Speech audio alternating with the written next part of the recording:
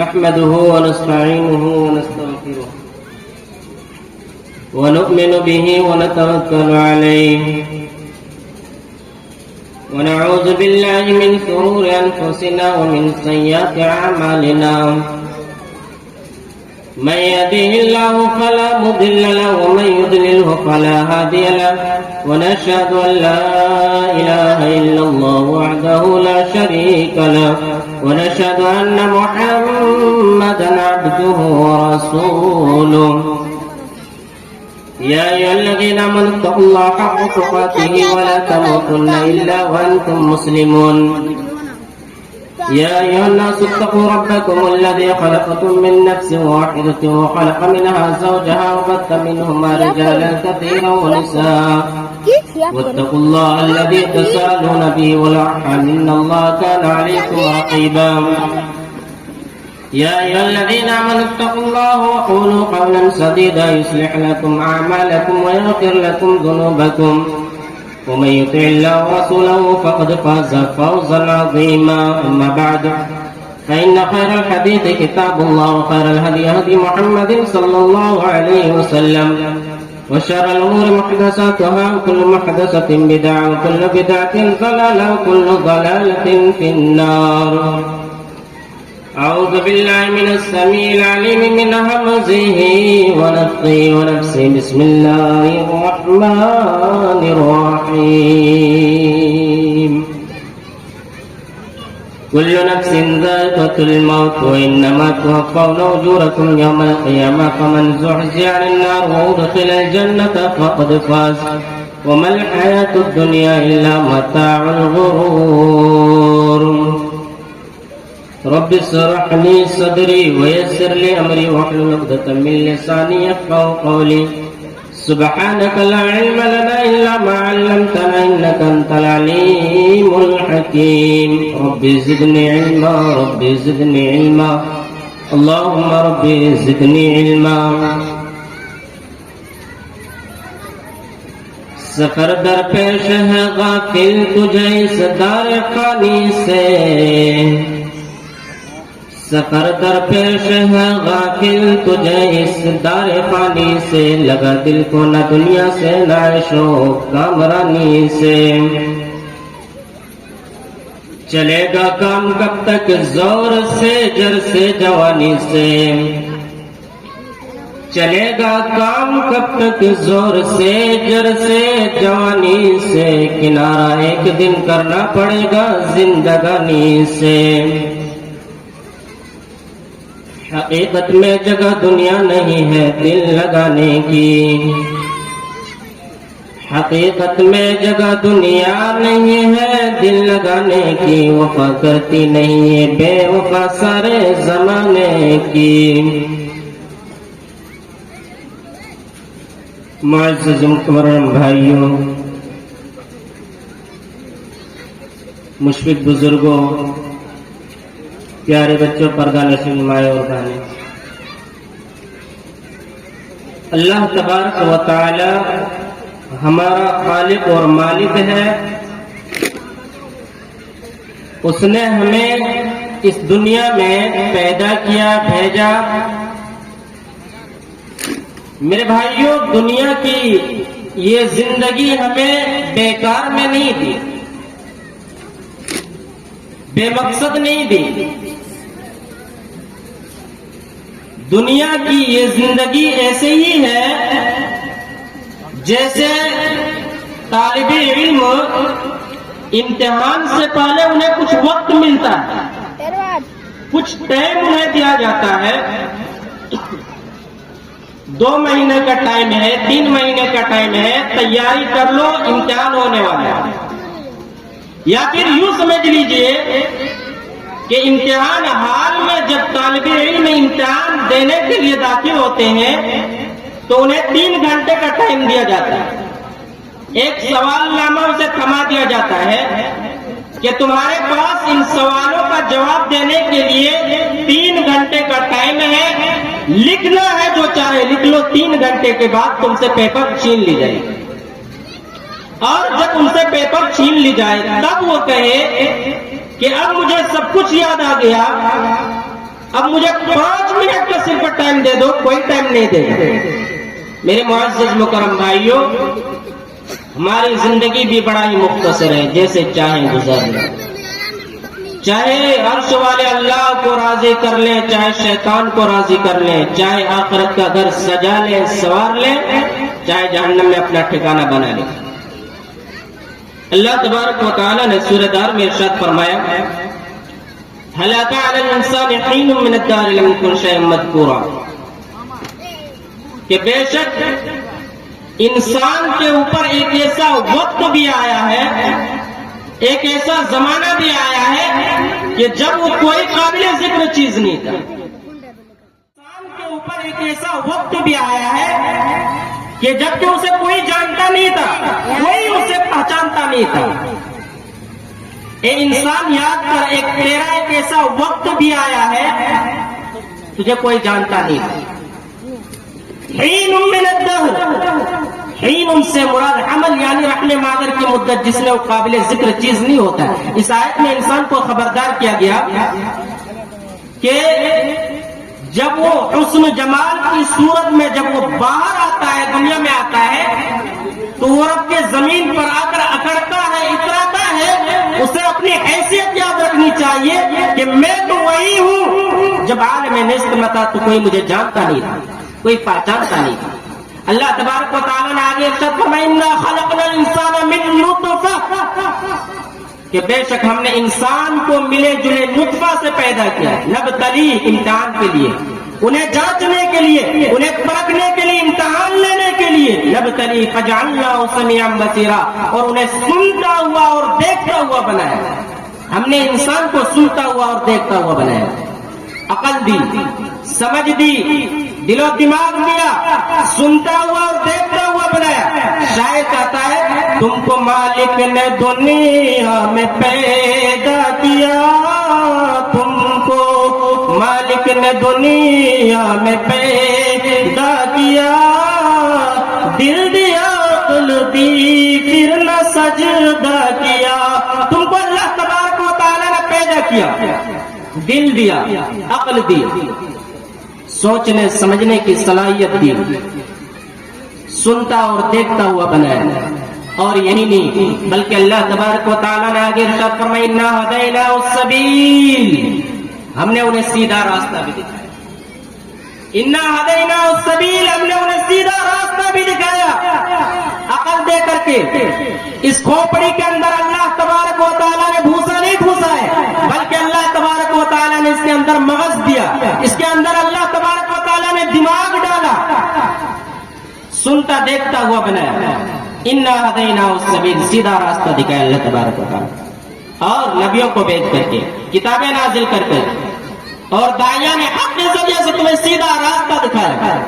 اے انسان، اب تیری مرضی، اب تیری مرضی، اما شاکرا و اما کفورا، تو شکر گزار بنے یا نہ شکرا بنے۔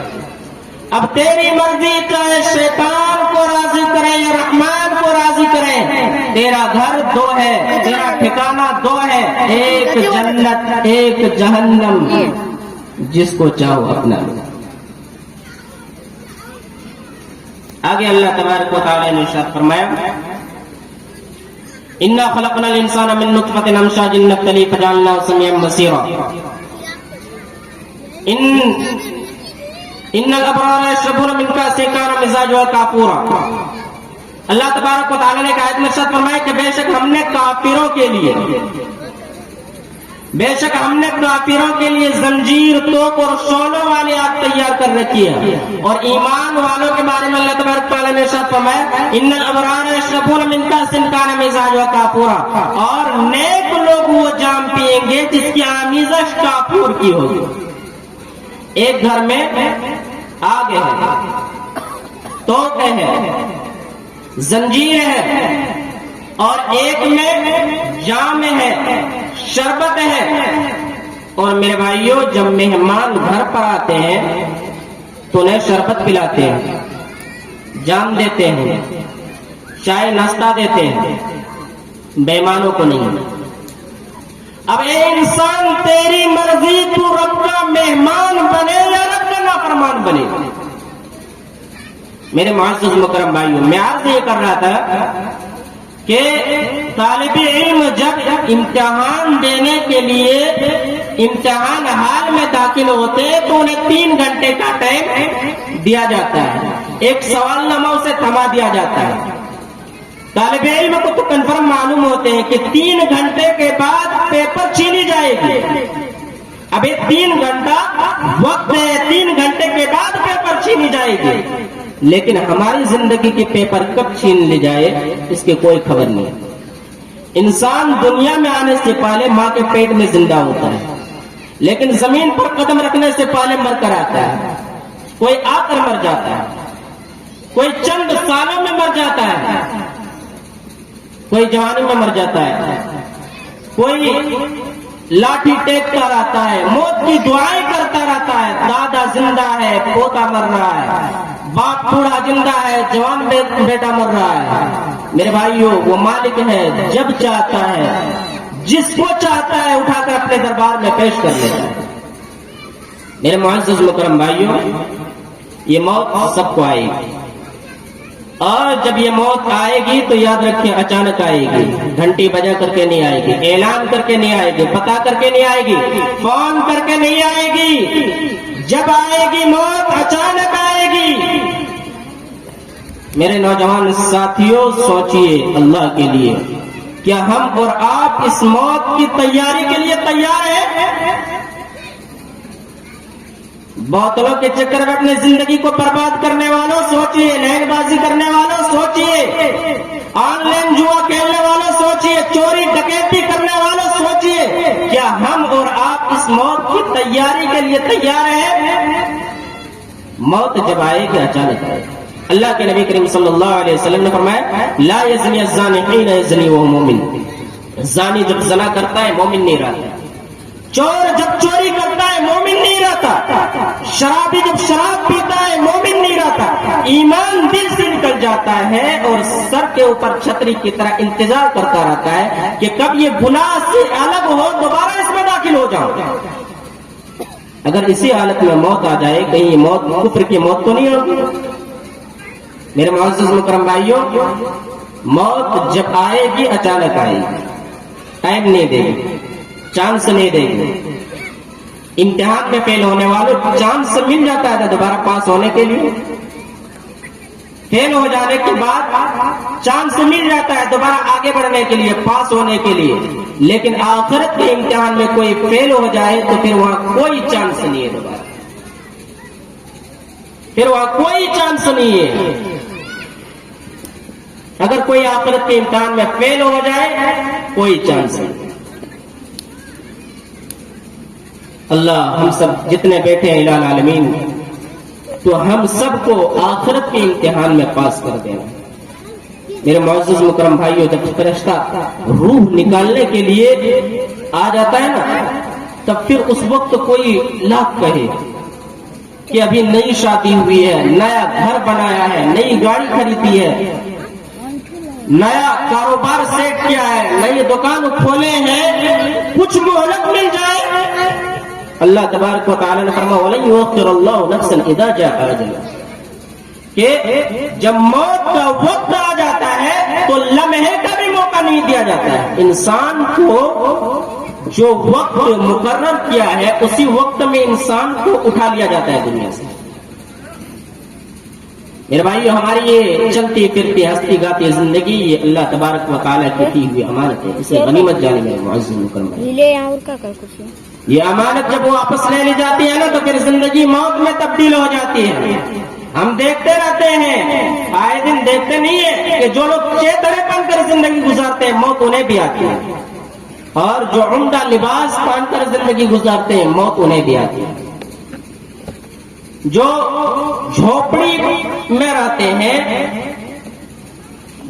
فٹ پاتھوں پر سوتے ہیں، موت انہیں بھی آتی ہے، اور جو محلوں میں رہتے ہیں موت انہیں بھی آتی ہے۔